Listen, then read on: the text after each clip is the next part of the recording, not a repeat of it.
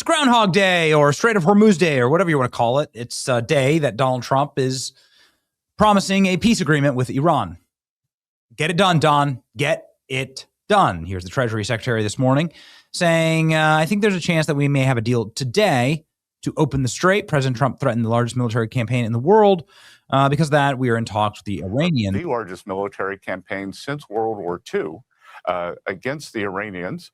And now because of that, we are in talks with the Iranians. And I think there is a chance we may have a deal today or tomorrow to open the strait and move towards a more normalized position in this conflict.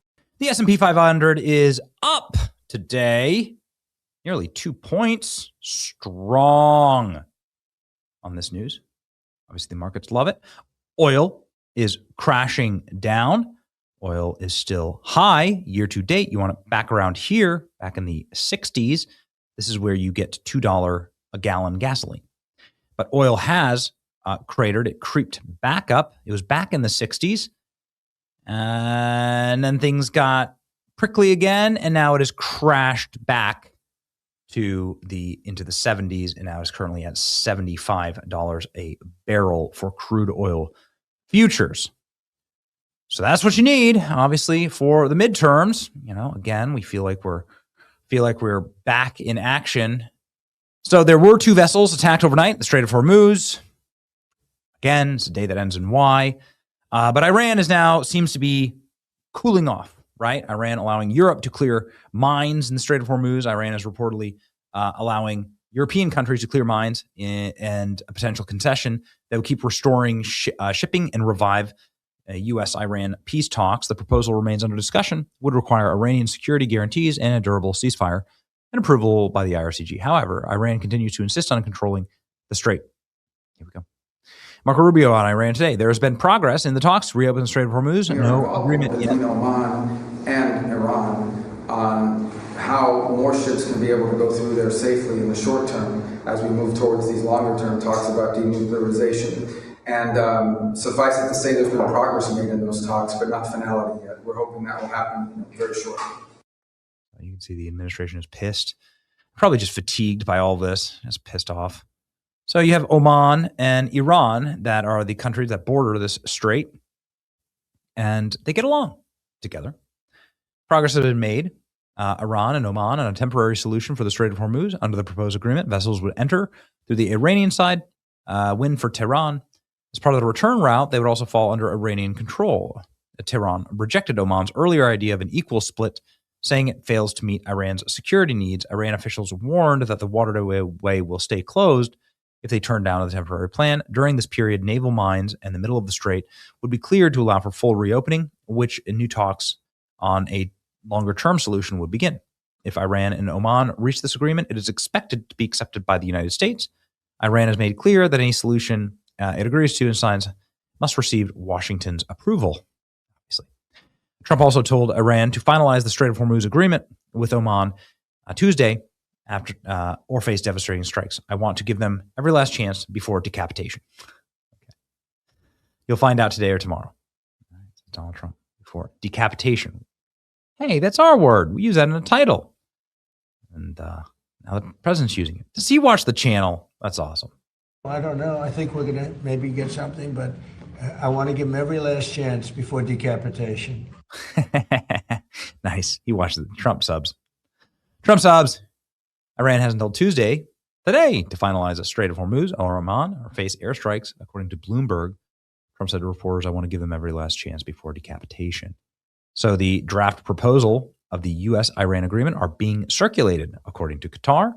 The drafts are being circulated. Efforts resolve the conflict and are progressive stages as mediators seek to break and bring Washington and Tehran back to the negotiating table. Okay, here we go. They're going to go quickly one way or the other. It's not very complex, says Donald Trump. It's not very complex. We spoke with Senator Tim Sheehy about this. I got a little heated or a little frustrated.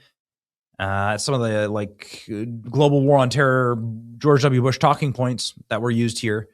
But I like this debate, and I think it's a good debate to have about what's the best use of our time, attention, and energy. Here we go. if it weren't for, I mean, and respectfully, because I didn't fight in Afghanistan, you did, right, as a Navy SEAL. And I'm not sure if you were in Iraq, but definitely in Afghanistan. And without the war in Afghanistan, there wouldn't have been those giant planes, those C-17s, taking off with infinity Afghans packed inside of them that nobody vetted, right? That nobody even checked who they were. People are falling out of the wheel wells, falling off the wings. And what a nightmare. Like, yep. why, that's why war is unpopular, because we all see how these wars end, right? We all see how they end. And it always ends like that. And you're talking about how that's a weapon of war. Yeah, I mean, like, actually starting those conflicts destabilizes those places. And that's how you get the Syrian migration into Europe. That's how you get the Afghan migration into America. One of those Afghans just killed a National Guard soldier on the street of DC, right? Why the hell is that guy here in the first place? Oh, yeah, we destabilized Afghanistan, right?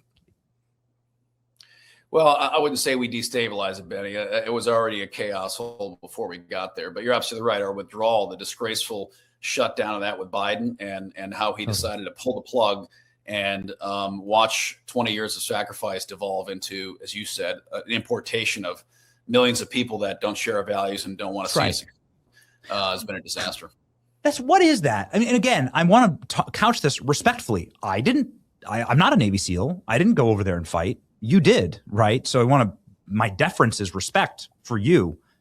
But like, Senator, what the hell went on with George W. Bush? Because you can see like the population of what you call a weapon of war, right? Which is a Muslim migration to America, that skyrocketed after 9/11.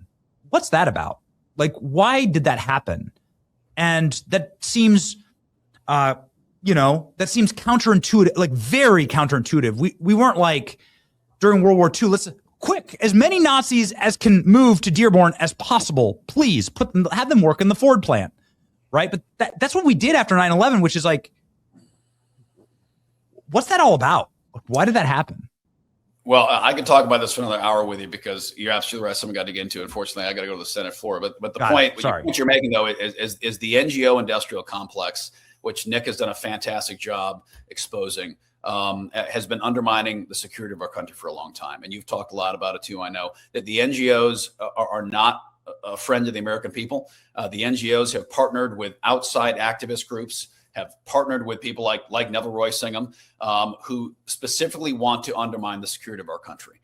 And that's why I think the DOJ efforts and the anti-fraud task force the VP's leading are fantastic, because we are exposing the rot within these NGOs that they're not spending their time making our country stronger. They're spending their time undermining our way of life. We got to put a stop to it.